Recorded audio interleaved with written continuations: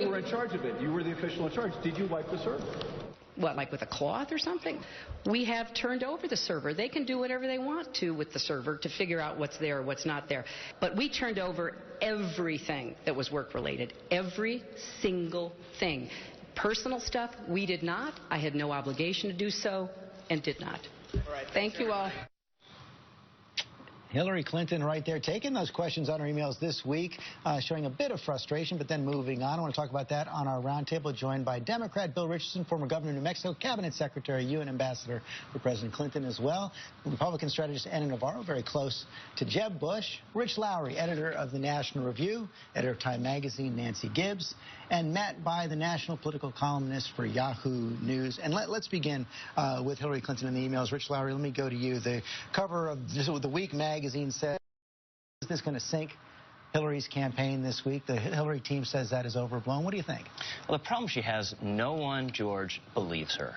The reason why she set up this private system was clearly to maintain complete control over her official records, and now she's a hostage to fortune, depending on what the FBI concludes about the lawfulness of this arrangement, and depending on what of her personal emails are recovered, so-called personal, because it's really hard to believe that she sent tens of thousands of emails as Secretary of State all about her yoga routines and wedding cakes and all the rest of it. Although it's also hard to believe that they would make such a declarative statement if they thought there was anything there that had been marked classified. But I have talked to some Clinton supporters, Nancy Gibbs, who do think that at least she's got to come out and sort of say what she has said before, which is that, yeah, it was probably a mistake to set this personal system up. I think the problem is the declarative statements haven't been that declarative. It was, nothing was classified, and then it was nothing was more classified at the time. Every time the statements change, I think it reinforces the notion that the whole story isn't out. And, apologizing isn't necessarily the strongest